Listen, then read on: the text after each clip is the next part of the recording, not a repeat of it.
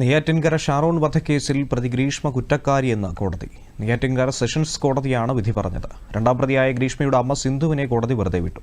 മൂന്നാം പ്രതി ഗ്രീഷ്മയുടെ അമ്മാവൻ കുറ്റക്കാരനാണെന്ന് കോടതി കണ്ടെത്തി. ശിക്ഷാവിധി നാളെ പ്രഖ്യാപിക്കും. 2022-ലായിരുന്നു കേസിനാസ്പദമായ സംഭവം നടന്നത്.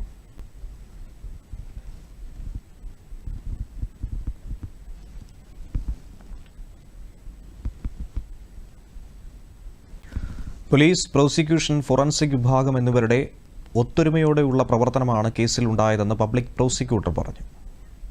95 സാക്ഷികളെയാണ് വിസ്തരിച്ചത്. അതിൽ പലതും കൂടെ പോയ സാഹചര്യങ്ങൾ തെളിയിക്കുന്നതിലേക്ക് വേണ്ടിയിട്ടുള്ള ഒരു തെളിവുകളാണ്. അത് ഒന്നാം സാക്ഷി മുതൽ, അതായത് ഷാരോണിന്റെ ബ്രദർ ഡോക്ടർ ഷിനോബ് രാജായിരുന്നു അതിലെ ഒന്നാം സാക്ഷി. രണ്ടാം സാക്ഷി എന്ന് പറയുന്നത് ഈ ഷാരോണിന്റെ കൂടെ ബൈക്കില് പോയതാണ്. അപ്പൊ ഇയാളുടെ തെളിവുകളെല്ലാം വളരെ നിർണായകമായി. കാരണം കൂടെ പോയിട്ട് 20 മിനിറ്റ് കഴിഞ്ഞിട്ട് ഷാരോൺ തിരികെ വരുന്നത് പച്ച നിറത്തിൽ ഛർദ്ദിച്ചുകൊണ്ടാണ്. അത് നേരിട്ട് കാണുകയും ആ ഭാഗം, പിന്നെ കൂടാതെ അയാളോട് എന്നെ ഗ്രീഷ്മ ചതിച്ചു എന്ന് പറയുന്ന ഒരു ഭാഗമുണ്ട്.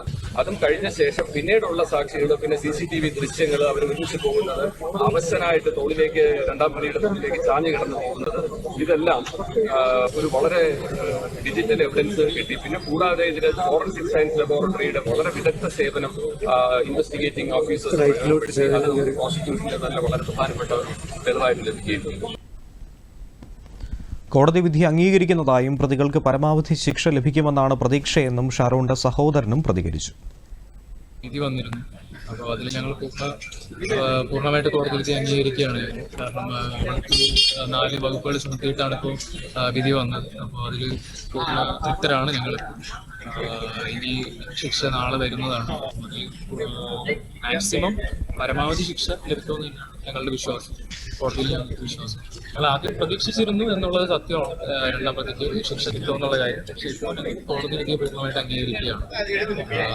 ബാക്കി കാര്യങ്ങൾ ഞങ്ങൾ